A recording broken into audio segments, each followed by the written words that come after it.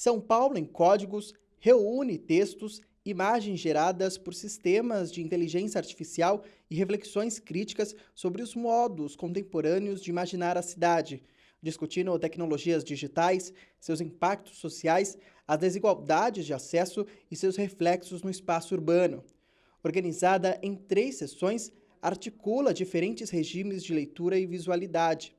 A primeira apresenta crônicas de Meio-A Soares em diálogo com imagens generativas de Newton Godoy Júnior. A segunda, Espaço Latente, dedica-se à experimentação visual com interpretações de São Paulo. E a terceira reúne textos finais em coautoria, em português, espanhol e inglês, que refletem sobre o processo criativo e os impactos sociais das IAs.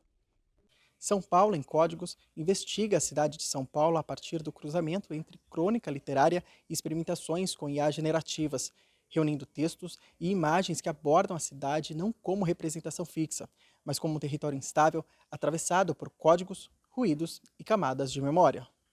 A ideia surgiu muito em decorrência de uma experiência que eu tive com o filme, o Spit, em que eu tive que criar uma parte do filme que se passava nos anos 50 e eu não tinha acesso a um material que eu pudesse usar, né? Não tinha um material que não tivesse direitos. Então, assim, eu comecei naquela época a pesquisar restauração de fotos, porque o filme falava um pouco sobre isso, e começaram a aparecer as primeiras IAs generativas que, além de restaurar fotos, elas começaram a criar coisas. E aí eu resolvi criar São Paulo, né, ver o que aconteceria se eu criar São Paulo nos anos 50, e eu fiquei muito surpreso com o resultado. Ou seja, havia ali alguma coisa de verdade sobre a cidade, mesmo sendo uma construção feita por uma máquina, de alguma forma havia um dado de que São Paulo deveria ser de alguma forma, de algum jeito específico.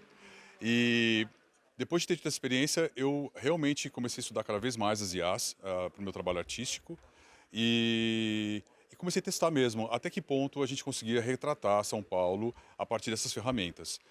E o livro trata muito dessa pesquisa. Foi um ano pesquisando como as IAs iam retratando São Paulo e digo para você que no começo da pesquisa era uma coisa e no final a tecnologia deu uma curva tão grande que gera uma outra coisa. O filme é fruto, né, de um projeto que foi elaborado principalmente pelo Nivaldo Godoy, que é um artista multimídia, é arquiteto. Eu fui convidada para fazer a roteirização do filme e é um filme que fala não só de uma memória subjetiva, né, que tem a ver com uma trajetória pessoal, que é autobiográfico, mas também é atravessado pela história da cidade, do bairro, principalmente do centro de São Paulo e do bairro da Freguesia do Ó.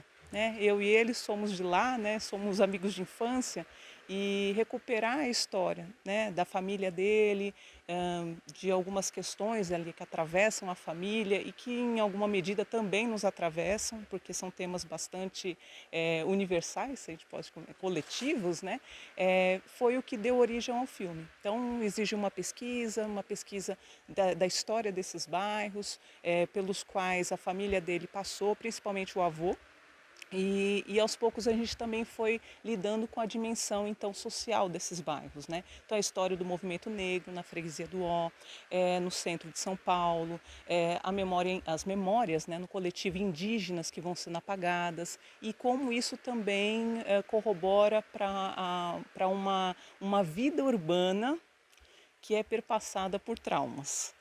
Então acho que é um pouco isso, o Espírito fala um pouco sobre isso e a ideia é a gente trazer o filme, né, que é um projeto do Nivaldo, roteirização minha, tem o Márcio também que ficou responsável e em alguma medida foi lá que ele começou a trabalhar com as inteligências artificiais para recuperar essa memória dos bairros que não inexistia em registros. Né?